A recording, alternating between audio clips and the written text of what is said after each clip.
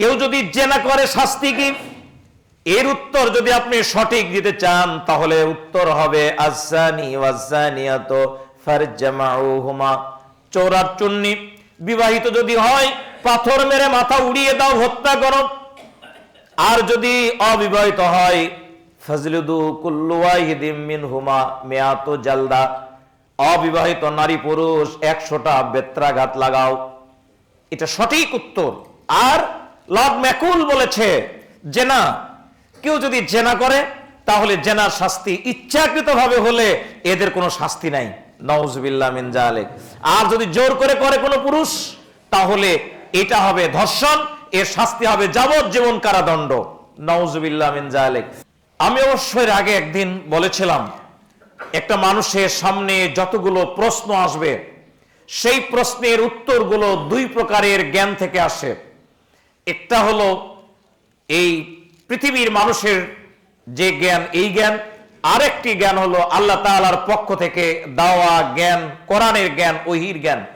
বিশ্বনবী বলেছেন মাল্লাম ইয়াদা'জুল মাল্লাম ইয়াদা কাউলাস সুর ওয়ালা আমালি বিহি ফালাইসা লিল্লাহি হাজাতুহু ফি আইয়াদা তা'আমাহু ওয়া শারাবাহু।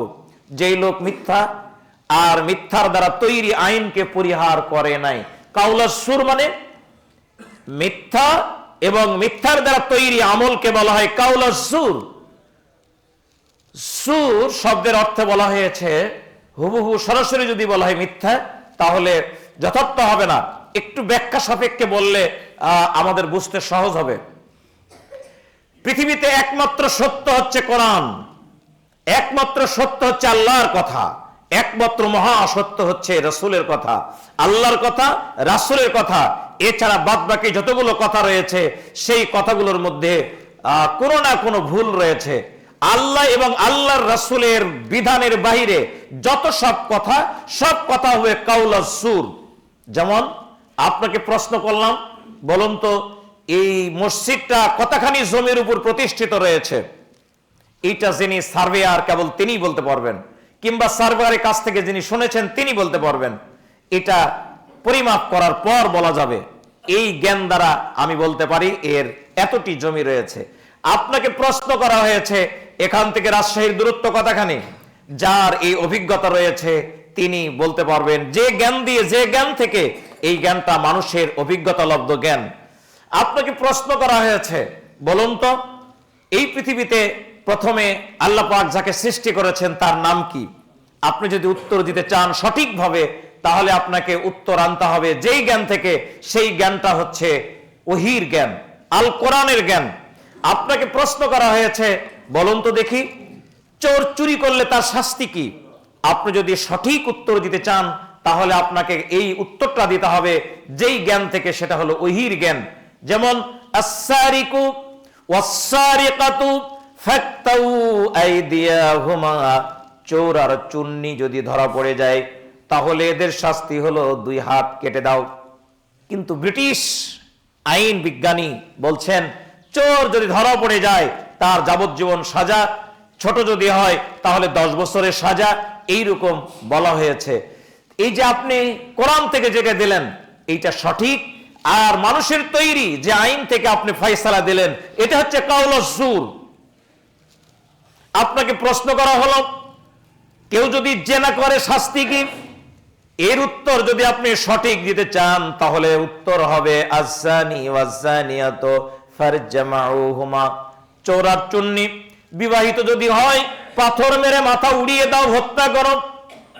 আর যদি অবিবাহিত হয় ফাজলিদু কুল্লু ওয়াহিদিম মিনহুমা মিয়াতু জালদা। অবিবাহিত নারী পুরুষ 100টা বেত্রাঘাত লাগাও। এটা সঠিক উত্তর। আর লর্ড ম্যাকুল বলেছে জেনা, কেউ যদি জেনা করে তাহলে জেনার শাস্তি ইচ্ছাকৃতভাবে হলে এদের কোনো শাস্তি নাই, নাউজুবিল্লাহ মিন যালিক। আর যদি জোর করে করে কোনো পুরুষ তাহলে এটা হবে ধর্ষণ, এর শাস্তি হবে যাবজ্জীবন কারাদণ্ড, নাউজুবিল্লাহ মিন যালিক। এটা হলো কাউলাস সুর। আপনি সঠিক উত্তর দিতে পারেন নাই, আপনি অন্য একটা জ্ঞান থেকে এই প্রশ্নের উত্তর দিয়েছেন। এটা হলো কাউলাস সুর। বিশ্বনবী বলেছেন মান লাম ইয়াদা কাউলাস সুর, যারা কাউলাস সুরকে ছাড়তে পারে নাই, মিথ্যাকে ছাড়তে পারে নাই, মিথ্যার দ্বারা তৈরি আইনকে ছাড়তে পারে নাই। এই লোকটার রোজা রাখা আর রোজা না রাখা দুটেই সমান। বলুন নাউজুবিল্লাহ। প্রিয় ভাইয়ের আমার, আমাদের ব্যক্তি জীবন, পারিবারিক জীবন, সামাজিক জীবন, রাষ্ট্রীয় জীবন, বিচার ব্যবস্থা, আন্তর্জাতিক পর্যায়ে, সকল পর্যায়ে আমরা এই কাওলা সুর এটাকে ছাড়তে পেরেছি? আমরা সব জায়গায় এটা অনুসরণ করছি। যারা সব জায়গায় কাওলা সুরকে অনুসরণ করে চলছি, এদের জন্য এক ভয়ানক দুঃসংবাদ, ভয়ানক দুঃসংবাদ। কারণ বিশ্বনবী মুহাম্মদুর রাসূলুল্লাহ সাল্লাল্লাহু আলাইহি সাল্লাম তিনি যে আমাদেরকে সুপারিশ করে জান্নাতে নিয়ে যাবেন, তার সুপারিশ ছাড়া যে আমরা জান্নাতে যেতে পারবো না, তার সুপারিশ ছাড়া দুনিয়ার কোনো মানুষই, এমনকি কোনো নবী রাসূলও জান্নাতে যেতে পারবে না। এমন একজন মহামানব, আমাদের হাদি, আমাদের পথ প্রদর্শক, আমাদের বন্ধু। বলুন না আলহামদুলিল্লাহ, বলুন আলহামদুলিল্লাহ। আল্লাহ রাসূল কিয়ামতের ময়দানে দুনিয়ার সব নবীরা জান্নাতের গেটে গিয়ে দাঁড়ায় জান্নাতে ঢোকার জন্য, কারণ নবীদের তো হিসাব লাগবে না, বিনা হিসেবে তারা জান্নাতি। কিন্তু বিশ্বনবী তিনি জান্নাতের গেটে যান নাই, তিনি মিজানের পাশে দাঁড়িয়ে থাকবেন, মিজানের পাশে দাঁড়িয়ে থাকবেন। আর দুনিয়ার সব নবীরা যে জান্নাতে যাবে, সে জান্নাতের চাবি বিশ্বনবী মুহাম্মদুর রাসূলুল্লাহ সাল্লাল্লাহু আলাইহি সাল্লামের হাতে। আল্লাহু আকবার। নবীজি গেট খুলবেন, তবে অন্যান্য নবীরা জান্নাতে যেতে পারবেন। নবীরা সবগুলো জান্নাতের গেটে দাঁড়ায়া আর ঢুকতে পারছে না। ফেরেশতারা এসে বিশ্বনবীর কাছে আবেদন করবেন, সব নবীরা জান্নাতের গেটে, হে আল্লাহর রাসূল আপনি গেটগুলো কি খুলে দিবেন না? নবীরা যে দাঁড়িয়ে আছে, আল্লাহ রাসূল সাল্লাল্লাহু আলাইহি সাল্লাম বলবেন, কে জান্নাতে গেল আর কোন নবীরা জান্নাতে গেল না, কে দাঁড়িয়ে থাকলো, তার চাইতে আমার কাছে বেশি গুরুত্বপূর্ণ এই মুহূর্তে আমার উম্মতের হিসাব চলছে। আমার উম্মতের একজন উম্মতের হিসাব বাকি থাকতে আমি নবী এই মিজানের পাঁচশো ছাড়ব না। আমার প্রত্যেকটি উম্মতের হিসাব হবে, এরপরে আমার উম্মতেরা জান্নাতে যাবে, তারপরে আমার কর্ম শেষ হবে।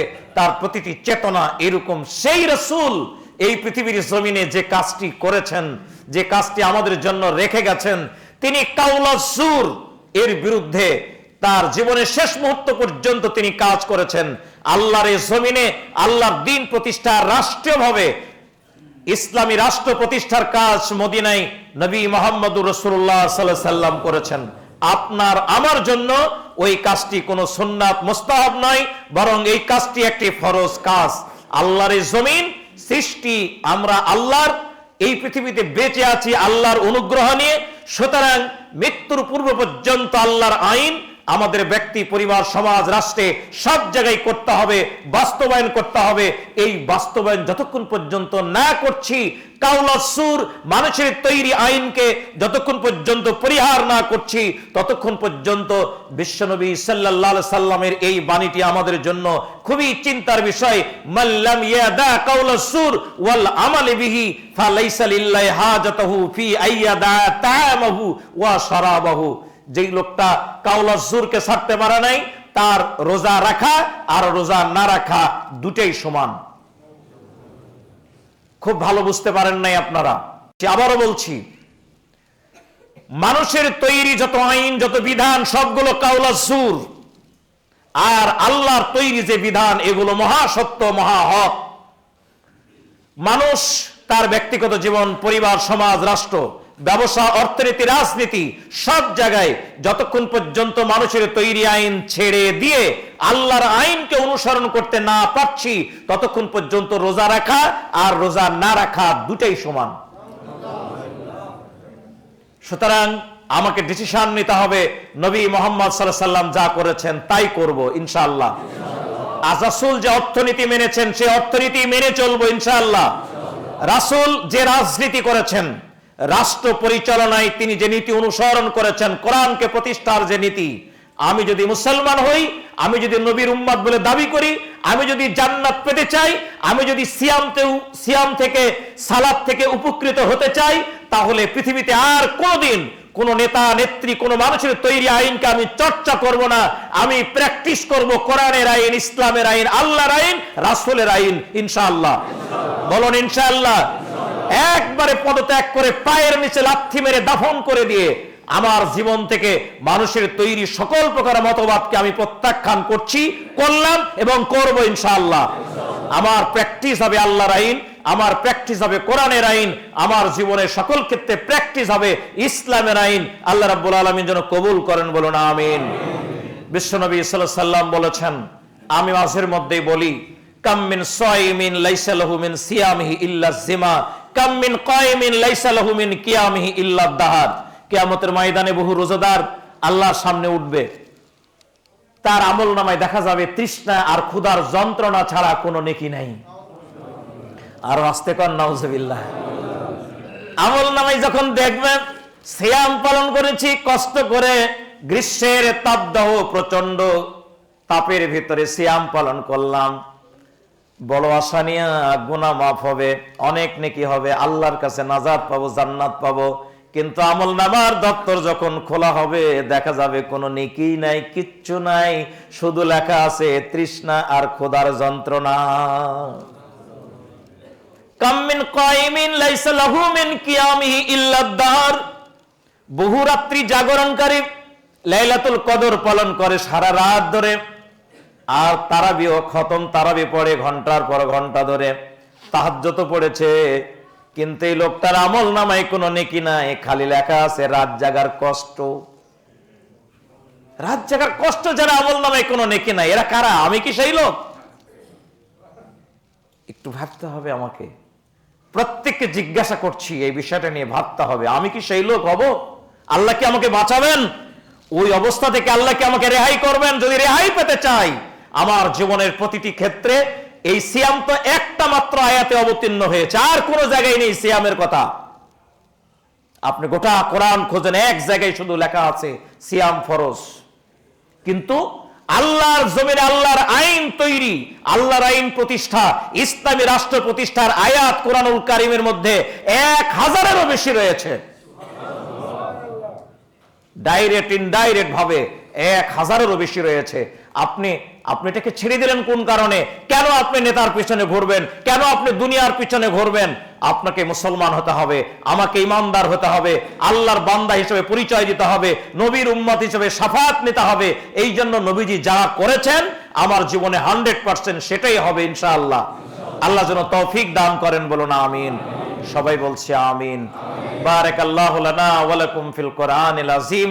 ইন্নাহু তাআলা জাওয়াদুন কারীমুম মালিকুম বারুর রাউফুর রহিম।